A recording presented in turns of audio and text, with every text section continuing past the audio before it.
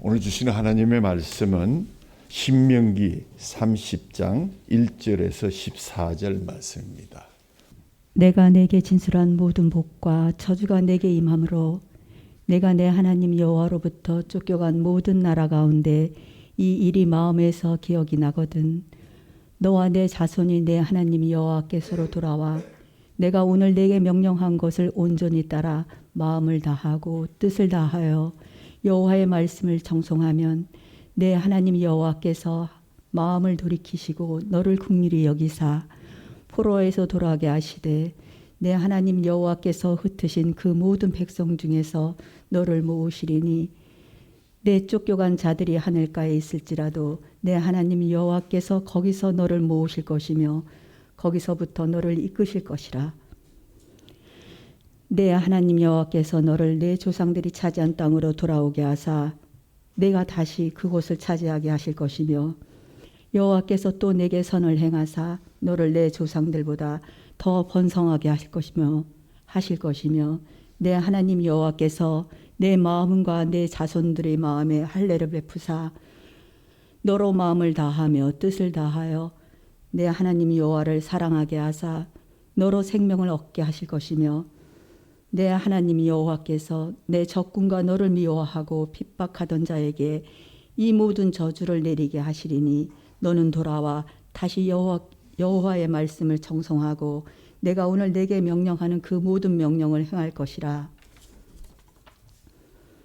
내가 내 하나님 여호와의 말씀을 청송하여 이 율법책에 기록된 그의 명령과 규례를 지키고 내 마음을 다하며 뜻을 다하여 여호와와 내 하나님께 돌아오면 내 하나님 여호와께서 내 손으로 하는 모든 일과 내 몸의 소생과 내 가족의 새끼와 내 토지의 소산을 많게 하시고 내게 복을 주시되 곧 여호와께서 내 조상들을 기뻐하신 것과 같이 너를 다시 기뻐하사 내게 복을 주시리라.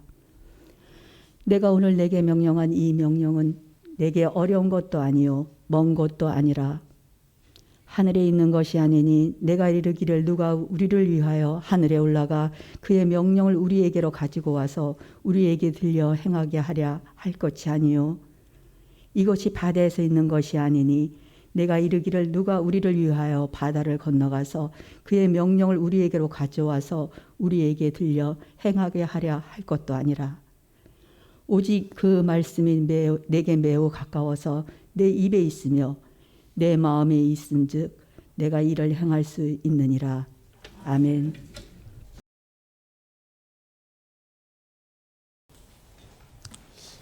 오늘 아침 눈을 떠보니까 창밖에서 하얀 목련이 이곳저곳에서 제게 인사를 했습니다. 목사님 다시 뵙게 돼서 반갑습니다. 다시 함께 이 자리에서 예배하게 된 것 얼마나 감사한지 우리 옆에 계신 분들과 함께 인사합니다. 다시 함께 예배하게 되어서 감사합니다. 축복하시기 바랍니다.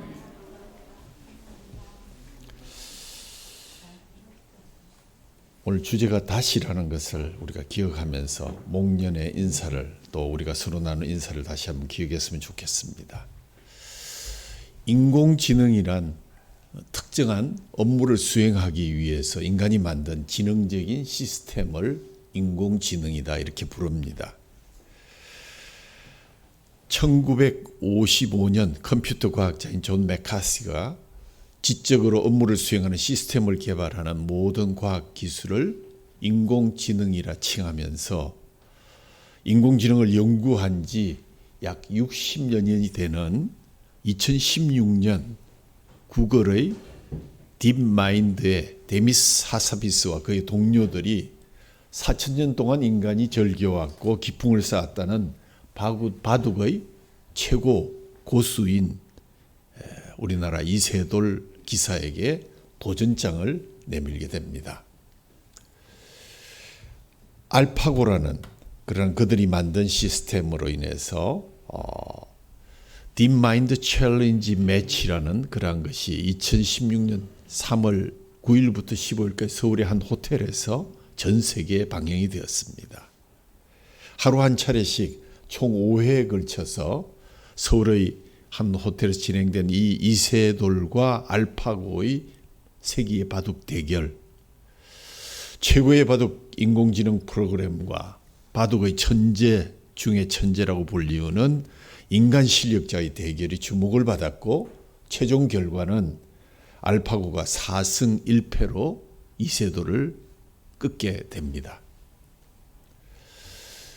그 방송을 보면서 알파고는 실제로 아무런 생각이 없습니다. 보통 기사들끼리 대국을 할 때는 서로 얼굴 장면이라든가 또 조그마한 섭성 같은 것들이 나타나고, 오늘 저분이 지금 상당히 수세에 몰려 있구나 하는 것을 얼굴을 통해서, 감정을 통해서 우리가 캐치를 할 수 있는데, 알파고는 그 얼굴이 나타나지 않습니다. 그는 미친 듯이 영국에서 계산을 하고 있었을 뿐이었고, 데미스 하사비스의 말처럼 알파고의 최대 장점은 감정적인 동요와 두려움이 보이지 않고 없다는 것입니다. 축적된 정보와 분석 기술로 인해서 승률이 높아서 그곳으로 바둑을 둘 뿐이다. 그래서 포기도 없고 만족도 없고 견제도 없다. 그래서 그 스타일도 없고 기풍도 없어서 이것을 뭐라고 불러야 될까? 예상을 뒤엎은 알파고의 승리가 가히 바둑계에 충격이었을 뿐만 아니라 많은 사람들에게 생각하게 되었습니다. 이 충격적인 증언은 서봉수 구단의 관전평에서 나타납니다.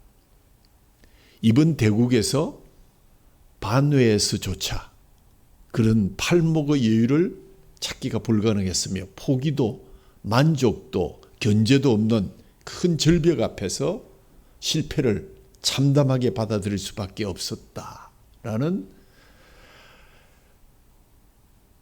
반우의 관전평을 남겼습니다. 바둑경언에 보면 반우의 팔목이라는 말이 있습니다. 그건 무슨 말인가 하면, 장기나 바둑을 둘 때 옆에서 구경하면 길이 많이 보이죠. 그래서 이 바둑판에서 옆에서 구경하면서 보면 같은 실력이라도 8집이 더 유리하게 보인다. 앞을 내다볼 수 있다는 것입니다. 그런데 이 경기에서는 도무지 앞을 내다볼 수 있는 그런 여유조차 없었다는 것이 서봉수 구단의 관전평이었습니다.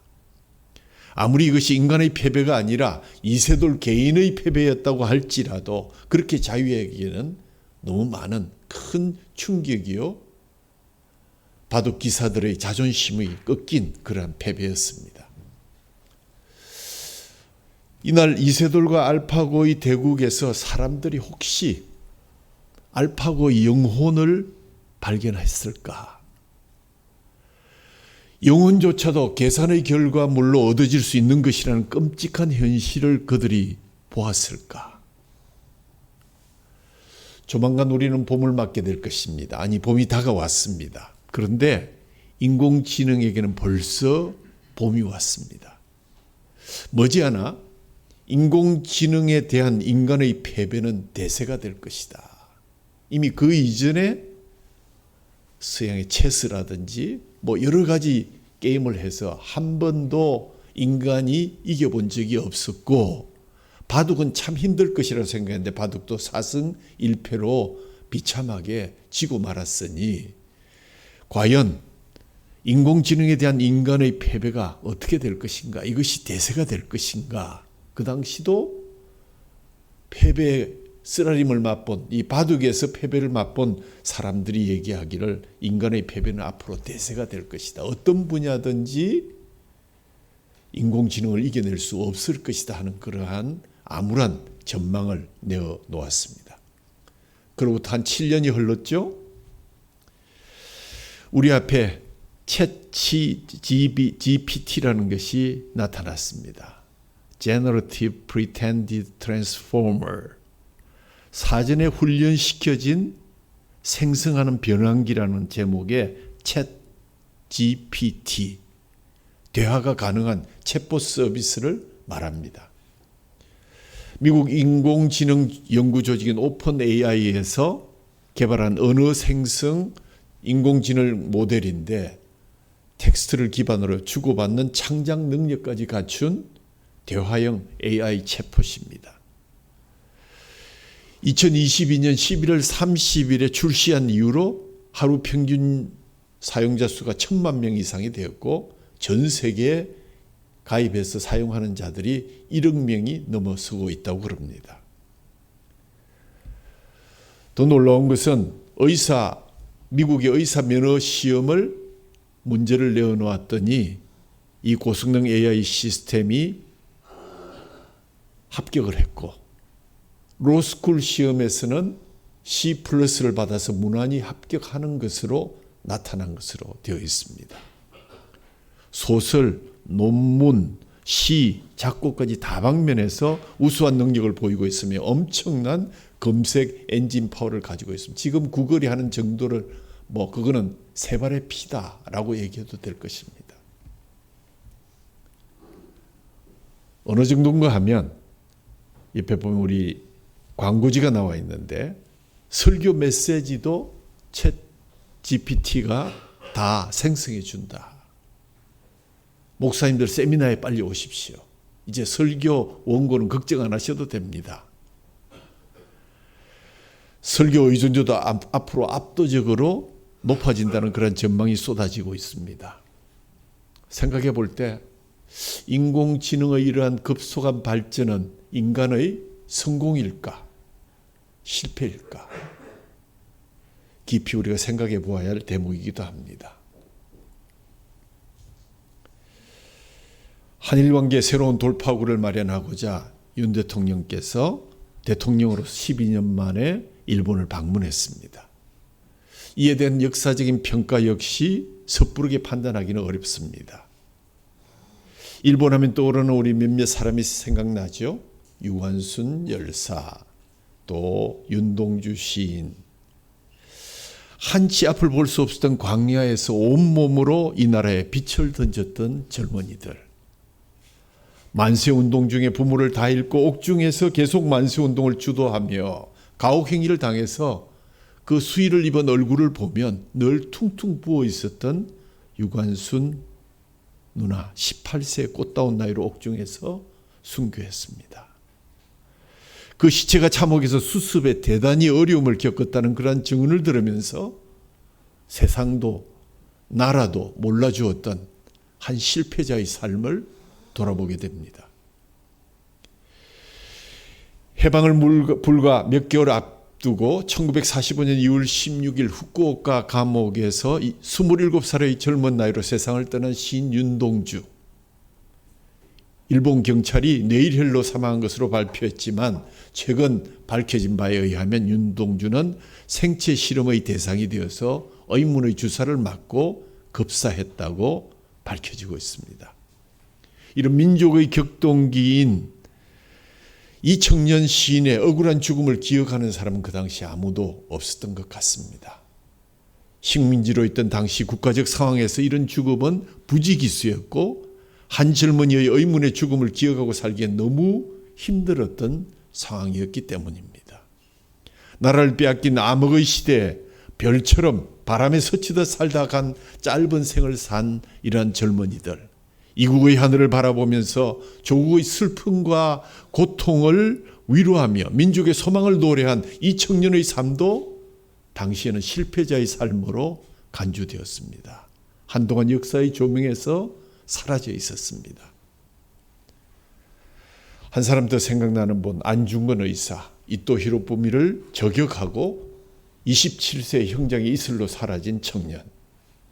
그의 모친 조마리아 여사의 편지를 보면 너의 죽음이 효도이다. 지어보내는 이 수의를 입고 장한 죽음을 바꿔라. 그는 미안해져서 동양 평화론을 통해서 동양에서의 평화가 어떻게 이루어질 것인가를 고민했던 그러한 한 청년이었습니다. 총알에 십자가를 그려놓고 아들에게는 목회자가 되라는 유언을 남긴 의사는 그 사전날 장부가라는 시를 읊어서 통분을 그려내고 있습니다. 죽은 후까지 하늘을 우러러 한 점 부끄럼 없이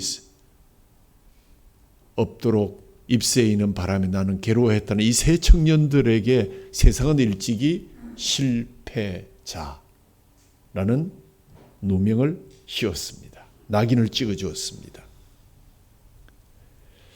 AD 63에서 61년 죽음을 앞두고 옥중에서 하늘의 영광을 외치던 노사도 바울은 당시 세상은 실패자로 규정했습니다.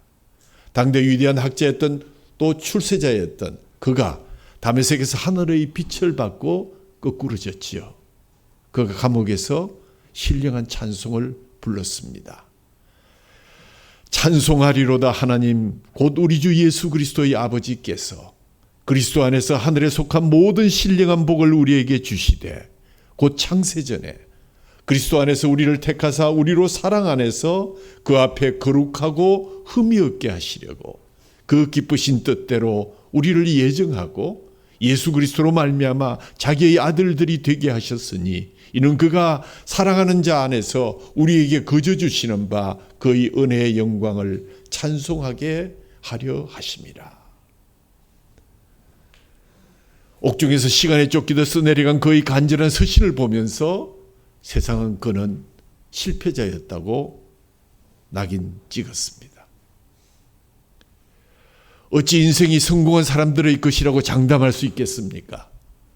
돌에 맞아 죽으면서도 하늘을 우러러 주여 이 죄를 그들에게 돌리지 마옵소서 이 말을 마치고 억울한 순교의 제물이 된 젊은 스데반도 제명을 다하지 못한 실패자로 사라졌습니다.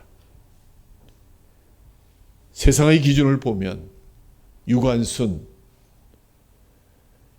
윤동주, 안중근, 스데반, 사도 바울도 다 실패자였습니다. 심지어 우리를 구원하시려고 이 땅에 오신 예수 그리스도도 실패자로 낙인 찍혔습니다. 유대인 왕으로 오신 이가 인간의 덫에 걸려서 십자가에서 무참하게 생명을 날렸으니 누가 그를 성공한 사람이라고 부를 수 있었겠습니까? 지금도 이스라엘의 유대인들은 예수를 실패한 문제 청년이다 라고 표현하고 있습니다. 오늘 서론이 무척 길었습니다. 오늘은 실패한 인간들, 실패자로 낙인 찍힌 사람들, 뻔히 실패할 줄을 알면서도 그들을 위해서 십자가를 세우시고 외아들을 이 땅에 보내주신, 종국에는 택한 자들을 세우고 교회를 세우신 하나님의 은혜를 조용히 묵상하는 시간, 이 아침이 되었으면 좋겠습니다. 혹자는 인생의 길이 오직 두 갈래뿐이다. 하나는 성공이고 하나는 실패다. 이렇게 얘기합니다. 대학을 진학하고 취업하고 꿈을 실현하고 거기에 반드시 성공이 있는가 하면 그 반대쪽에는 슬픔 당한 실패자들도 있습니다. 시험에 합격하면 성공이고 불합격하면 실패입니다. 자격을 취득하면 성공이고 취득하지 못하면 실패입니다. 이처럼 어떤 목표를 정하고 그 목표에 이르면 성공이요, 이르지 못하면 우리는 실패라고 세상은 규정합니다. 원하는 것을 얻으면 성공이요, 얻지 못하면 실패입니다. 어떤 기준에 도달하면 성공이지만 바로 그 밑에 턱걸이를 한다면 그것은 실패로 규정받습니다. 이러한 성공과 실패는 다른 사람과의 경쟁을 통해서 얻는 것일 수도 있지만 대부분 스스로와의 싸움에서 결정이 됩니다. 이러한 성공의 실패, 실패의 성공에 대해서 당사자들, 특히 실패자들의 경우에는 그 차이가 엄청나서 다음에 일어설 수 없다, 나는 도전할 수 없다 이렇게 얘기하지만 스티브 잡스는 자기의 경험에 의하면 성공과 실패의 차이는 아주 미세하다. 중국 작가 하우즈는 성공과 실패는 1% 미만의 차이밖에 나지 않는다. 그러나 막상 실패를 좋아할 사람은 없는 것 같습니다.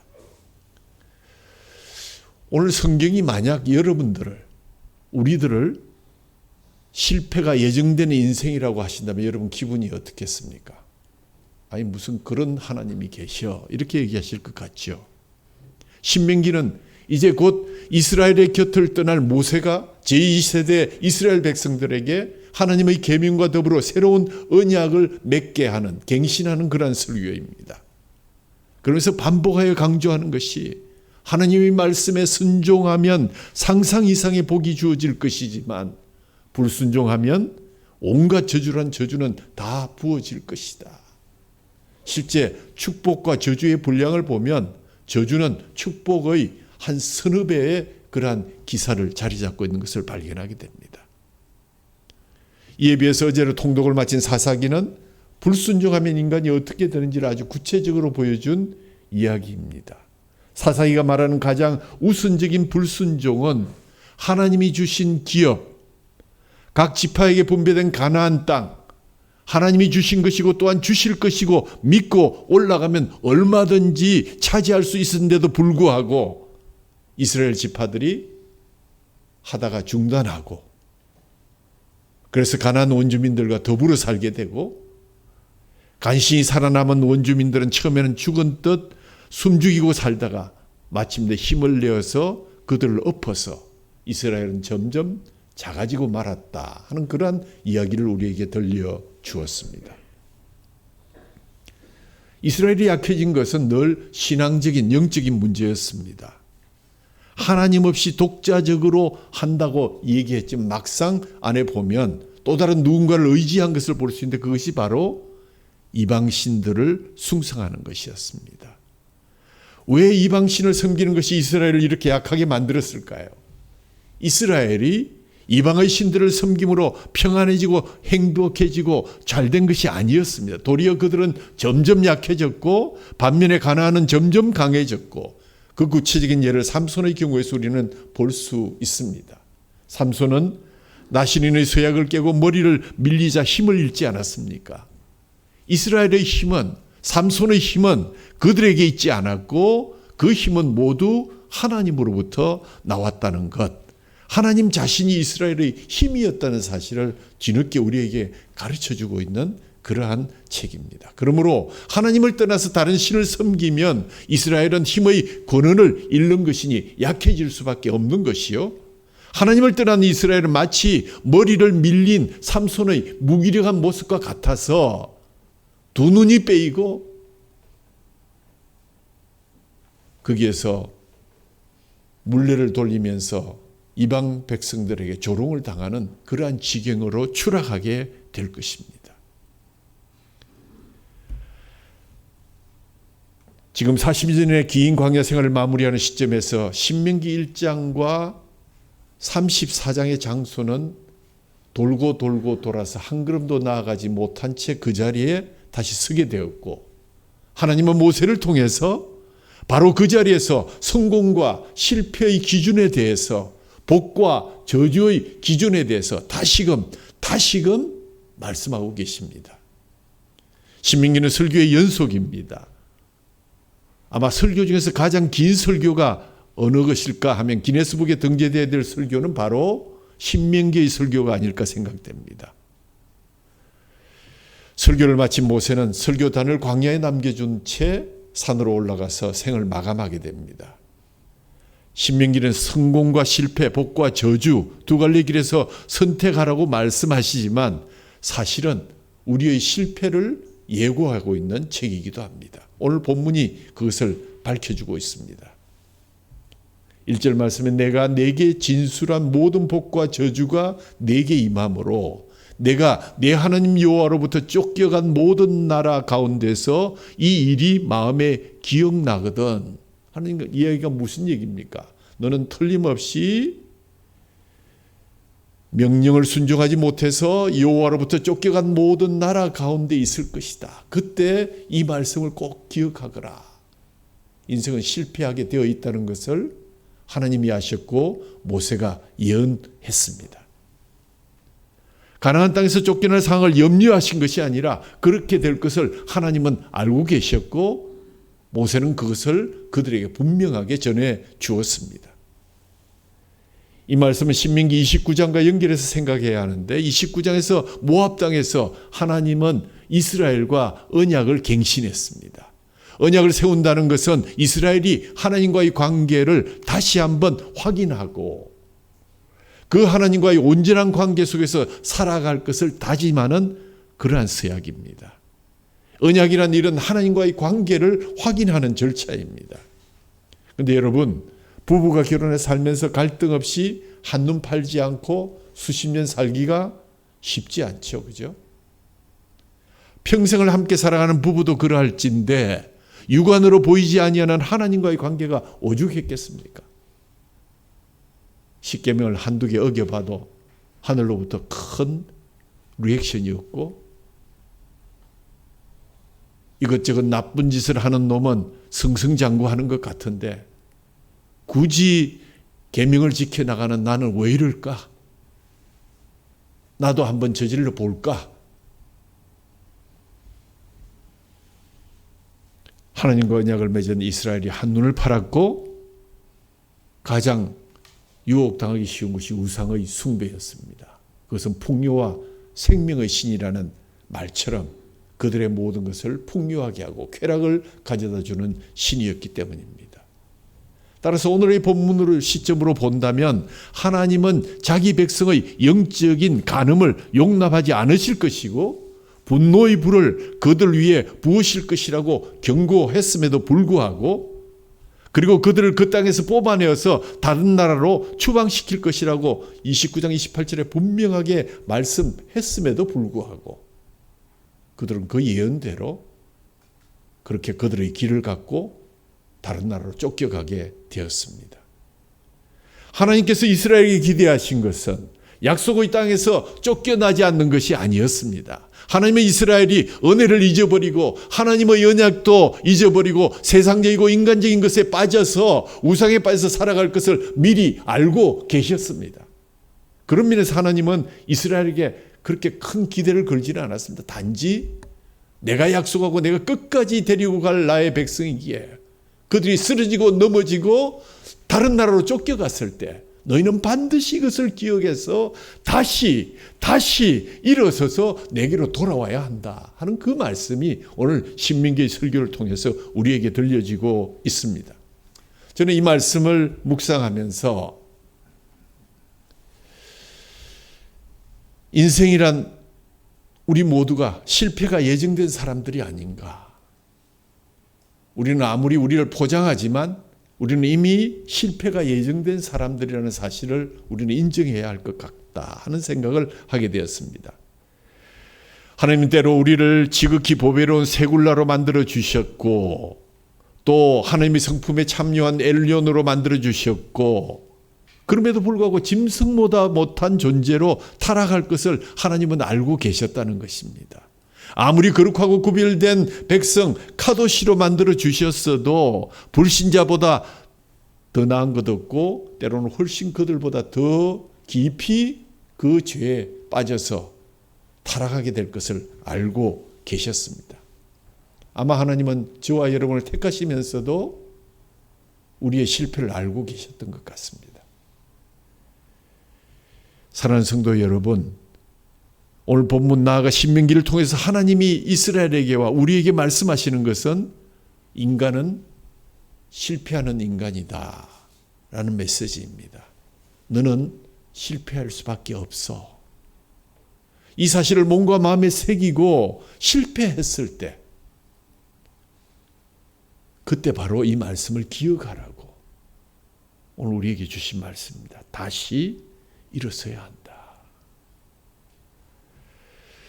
만약 여러분이 실패하셨고 지금 실패하고 계시다면 너무 아파하지 않으셔도 됩니다.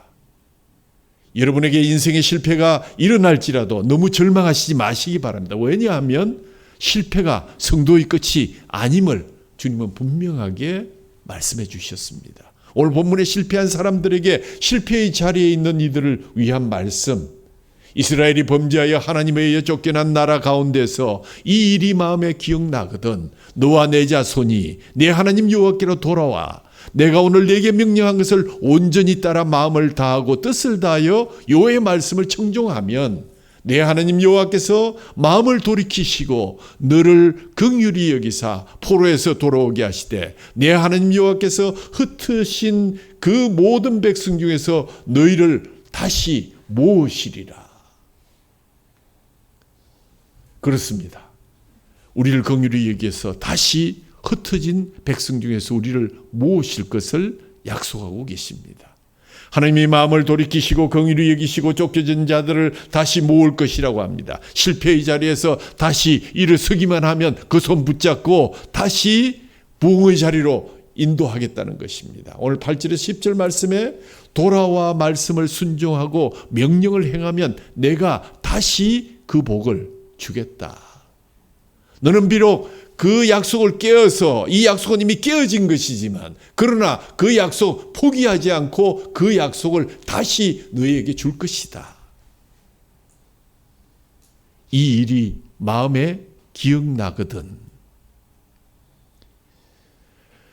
그 가운데 일이라는 것은 마음에 기억하지 못할 때는 돌아올 수 없지만 기억하면 돌아올 수 있는 것이다. 그러니까 너희들이 기억해야 된다. 실패했을지라도 하나님의 이 일을 기억하면서 이 말씀을 기억하면서 실패를 만회할 수 있다는 그러한 희망의 메시지를 우리에게 들려준 것입니다. 언약의 하나님을 기억하고 그 하나님과 맺은 언약을 기억하는 것이 실패를 벗어나는 유일한 길이 됩니다. 그래서 모세는 이 설교 전체를 통해서 오늘이라는 단어를 계속 반복해서 사용합니다. 이렇게 살아라. 오늘 이렇게 살아야 된다. 내일이면 늦을 수 있다. 혹 내일 그렇게 될지라도 이 말씀 기억하고 오늘의 말씀을 기억하고 돌아와야 된다. 그리고 나서 그 이후에 다른 말씀이 이제 11절에서 14절에 전해진데 메시지 성경으로 제가 읽습니다. 내가 오늘 여러분에게 명령하는 이 계명은 여러분에게 결코 어려운 것도 아니요 여러분의 힘이 미치지 않는 곳에 있는 것도 아닙니다. 그 계명이 높은 산 위에 있어서 누가 산 꼭대기에 올라가서 그것을 가지고 내려와 여러분의 수준에 맞게 풀이해 주어야 여러분이 비로소 그 계명대로 살아갈 수 있는 것도 아닙니다. 또한 그 계명이 바다 건너편에 있어서 누가 바다를 건너가서 그것을 가져다가 설명해 주어야만 여러분이 그 계명대로 살아갈 수 있는 것이 아닙니다. 그렇습니다. 그 말씀은 바로 지금 여기에 있습니다. 입속의 혀처럼 가까이 여러분의 가슴 속에 심장처럼 뛰고 있습니다. 그러니 지금 바로 행하십시오. 지금 바로 다시 일어서십시오.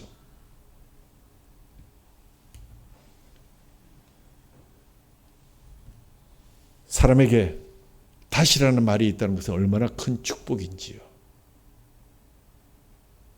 요즘 가요 이런 프로그램들이 많이 있죠. 거기도 가끔 다시 패자부활전을 통해서 살아나서 우승까지 하는 그런 경우도 있습니다. 다시라는 말이 없다면 우리는 참 형벌과 불행의 길을 걸을 수밖에 없습니다. 왜냐하면 우리는 자주 넘어지고 자주 실수하고 실패하기 때문입니다.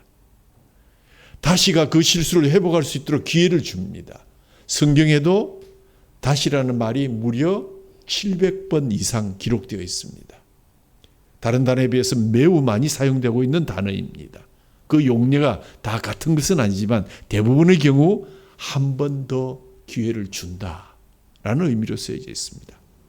그래서 성경은 곧 다시의 책입니다. 성경은 하나님의 은혜의 책인데 그 은혜가 다시라는 것입니다. 잘못한 사람에게 다시 해라 하는 것은 곧 용서요, 회복이요, 기회를 부여하는 것입니다. 노아 시대가 홍수로 심판을 당했지만 하나님은 그 노아의 식구들로 다시 새로운 역사를 만들 기회를 주셨습니다. 이렇게 이루어 연결되어 온 것이 인간의 역사이기에 이것은 하나님의 은총의 역사입니다. 여러분 동물의 왕국이나 또는 주위에서 짐승들, 개나 이런 고양이를 봐도 강을 건너거나 또는 물을 덤뻑 맞고 나면 몸을 크게 흔들면서 물길을 트는 모습을 본 적이 있을 것입니다. 왜 그럴까요? 흔들어 틀지 않으면 자기 몸에 있는 물기 때문에 무거워서 잘 움직일 수 없기 때문입니다. 그 물길을 틀어버린 뒤 짐승들은 다시 가던 길을 행진합니다. 사도 바울의 표현대로 뒤에 있는 것은 잊어버리고, 물론 기억을 억지로 지워버리는 것이 쉽지만은 않습니다. 그러나 그 기억이 남아있지만 그 기억에 지배당하지는 말아야 한다. 그러기 위해서 하나님의 도움이 필요한 것이요, 그것이 곧 믿음이다. 그래서 이사야 선지자는 이렇게 말했습니다. 여호와께서 말씀하시되 오라 우리가 서로 변론하자. 너희 죄가 주홍같이 붉을지라도 눈과 같이 희어질 것이요 진홍같이 붉을지라도 양털같이 되리라. 다시 시작하자. 다시 회복의 복음을 받아야 된다. 다시 삶의 태도를 새롭게 하고 내 마음과 정성과 성품을 다하여서 주님께 돌아와 새롭게 시작하면 되는 것이다 하는 말씀입니다. 4살짜리 아들과 스마트폰으로 게임을 하던 아버지가 낱말 단어에서 fail, 즉 실패라는 영어 단어가 나왔습니다. 게임을 하던 중에 fail이라는 단어가 뜨니까 이를 본 아버지가 아이에게 그 fail의 뜻을 알려주려고 야, 너 fail, 실패라는 게 뭔 줄 아냐? 실패죠? 아니 그래 실패가 도대체 뭐냐? 그랬더니 4살짜리 아이가 하는 말이 다시 하라는 거죠. 실패는 다시 하라는 것이랍니다. 4살 박이 아이의 실패관, 실수는 기회와 밀접한 관련이 있고 어쩌면 그 실패는 다시 시작하면 되는 것이다. 실수는 더 많은 것을 배울 기회가 된다는 그런 귀한 교훈을 남겨주었습니다. 오늘 본문은 실패한 이후에도 이스라엘은 여전히 하나님의 명령 앞에서 어떻게 할까? 할 수 있을까? 라고 고민하겠지만 하나님은 모세를 통해서 그 명령이 어려운 것 아니다. 먼 곳에 있는 것 아니다. 그리고 저 높이 하늘에 있는 것이나 저 멀리 아득히 먼 바다 밖에 있는 것도 아니다. 매우 가까이 있다. 우리의 입에 있고 너 마음속에 있다. 즉 하나님의 뜻을 깨달을 수 있고 그 말씀을 행할 수 있게 되는 것, 하나님이 택하신 자의 복이다. 그것 부인하면 안 된다. 그것이 바로 실패의 유익이다. 그렇다고 해서 이것을 우리가 율법을 온전하게 행할 수 있다거나 지킬 수 있다, 다시는 안 넘어진다 하는 그런 보증이 아닙니다. 율법 하나하나를 실천할 수 있다는 것이 아니라 율법 속에 담겨져 있는 정신을 깨닫고 바른 길을 걸어가려고 노력하고 또 함께하는 주막의 친구들과 함께 바른 결정을 하는데 도움을 주고 실패를 통해서 하나님과의 언약 관계에 충실하지 못한 자신의 모습을 깨닫고 더욱더 주님을 사랑하고 처음 주님을 만났을 때 가졌던 그 뜨거운 첫사랑을 회복하려 하는 것이다 라고 해석할 수 있을 것입니다. 사랑하는 성도 여러분, 인생은 실패할 수밖에 없습니다. 실패 자체가 문제가 아닙니다. 문제는 그 실패에서 그 실패를 인정하고 회개할 것 회개하고 다시 일어서면 되는 것입니다. 그러므로 나는 실패하지 않을 것이라고 호언장담하는 사람도, 자신의 앞날에 대해서 자신감으로 큰 소리치는 사람들도, 남의 실패에 대해서 비판적인 사람도 자신이 실패할 수밖에 없다는 것을 인정하면서 살아가야 할 것이며, 실패에 대해서 부정적이고 그것을 거부할수록 실패로 인한 상처와 아픔과 패배감이 더 커질 것이기에 어떤 문제에 대해서 어떤 사람에 대해서 유달리 비판적인 사람들이 그들과 똑같은 문제로 실패하는 경우를 우리 주위에서 얼마나 많이 보게 됩니까? 그러므로 실패 앞에 겸손하시기 바랍니다. 실패할 때 이 말씀 기억하시기 바랍니다. 여러분도 실패할 수 있고 저도 실패할 수 있습니다. 그러나 본문은 이스라엘에게와 오늘 이 말씀을 듣는 길교회 성도들에게 실패하는 인간에 대한 것이 전부가 아니라 실패하지만 그 실패를 바탕으로 주님을 향한 사랑과 말씀을 회복하고 몸과 마음을 새겨간다면 그것이 바로 천국 시민을 향한 승화의 길이 될 것이라는 것을 분명하게 전하고 있습니다. 사랑하는 성도 여러분, 주님을 떠나서 말씀 없이 살면 실패할 수밖에 없습니다. 여러분이 주님과의 언약 관계에 충실할 수 없다는 것, 말씀에 순종할 수 없다는 것을 알고 더욱더 하나님께 매달리고 말씀을 날마다 읽으면서 갱신하고 그 말씀에 사로잡히기를 구하시는 저와 여러분이 될 수 있기를 간절히 소원합니다. 만약 실패했다면, 지금이라도 여러분이 실패의 늪에 빠져 있다고 생각된다면 거기에 멈추지 마시고 거기서 다시 주님을 찾으시고 다시 돌아와서 이 말씀에서 새롭게 출발하시기 바랍니다. 그 죄와 허물과 위선을 짊어진 채 남의 눈을 피하려고 허둥지둥하지 마십시오. 얼마나 어리석어지신지요. 회개하고 주님 앞에서 다시 시작하면 될 것을 4살짜리 아이가 말하고 있지 않습니까? 실패란 다시 시작하는 거야. 그래요.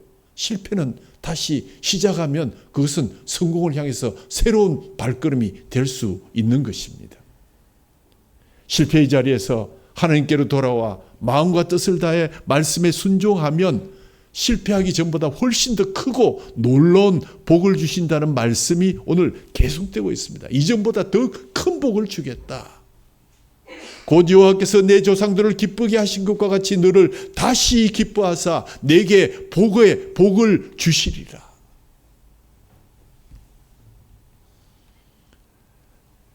우리는 실패가 예정된 하나님의 백성입니다. 모순된 말씀 같지만 그것은 사실입니다.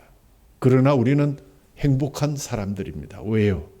신명기 33장 29절 말씀, 이스라엘이여 너는 행복한 사람이로다. 여호와의 구원을 너같이 얻은 백성이 누구냐? 그는 너를 돕는 방패시요 내 영광의 칼이시로다. 내 대적이 내게 복종하리니 내가 그들의 높은 곳을 밟으리로다. 수없이 실패한 사람들, 그럼에도 불구하고 우리는 행복한 사람인 것은 다시 시작할 수 있기 때문입니다. 하나님은 부수진 것들을 사용하신다는 히브리의 격언을 기억하시는 복된 이 주일 아침이 되기를 간절히 소원합니다. 성공했느냐 실패했느냐가 그렇게 중요하지 않습니다. 문제는 다시 일어설 수 있느냐 없느냐, 다시 첫사랑으로 회복하고 주님이 주셨던 그 말씀을 기억하고 돌아서는 결단이 있을 수 있느냐 없느냐 하는 것이 중요합니다. 다시 하나님과의 언약의 자리에 서십시오. 그리고 말씀의 전적인 순종을 결단하십시오. 그러면 인생은 달라질 것입니다. 바울은 이를 나는 날마다 죽노라 라고 표현했습니다. 어떻게 해야 제대로 죽을 수 있습니까? 오직 우리의 시선을 우리의 십자가에, 주님의 십자가에 두어야 되고 그것이 우리의 표대가 되어야만 합니다. 사순절기입니다. 주님의 십자가를 얼마나 여러분 다시 바라보고 계십니까? 믿음의 주여 또 온전케 하시는 이 예수 그리스도를 바라보십시다. 그럼 그 앞에 있는 기쁨을 위하여 십자가를 참으사 부끄러움을 개의치 아니하시더니 하나님이 보좌 우편에 앉으셨느니라. 우리의 시선을 죄와 사망의 모든 권세를 이기신 십자가에 두시기 바랍니다. 우리가 혹 실수해서 자기 도취하고 자기 만족을 향한 시선이 있었다면 돌아서셔야 합니다. 다시 시작하시면 됩니다. 자기 연민과 열등감의 시선에서도 십자가를 향해서 시선을 바꾸십시오. 십자가는 부활과 영생과 재림의 소망을 우리에게 가르쳐 줍니다. 깊이 박힌 분노도, 괴롭히는 병마도, 당신을 우울하게 만드는 사탄의 괴계만져도 십자가 앞에 내려놓으시고 그 보혈의 현청으로 다시 일어서시는 저와 여러분 되기를 주님의 이름으로 축원합니다. 포기하지 마십시오. 다시 하면 됩니다. 실패한 사람은 하나님이 않으셔도 포기한 사람은 하나님이 포기할 수밖에 없는 것을 기억하시기 바랍니다. 그래서 그는, 사도 바울은 자신을 죄인 중의 괴수라고 했고 나의 나된 것은 오직 주님의 은혜라고 말씀하지 않았습니까? 하나님은 부수진 것들을 사용하신다는 히브리 격언을 다시 한번 기억하면서 주님께서 우리에게 주신 이 실패와 좌절의 자리에서 일어서서 주님의 첫사랑을 회복하고 다시 걸어가는, 시작하는 사랑하는 길교회 성도들이 다 되시기를 주님의 이름으로 축복합니다. 하나님 아버지, 우리는 이 세상에서 누가 크냐 작으냐, 네가 성공했냐 내가 성공했냐, 그러나 그것 중요하지 않다.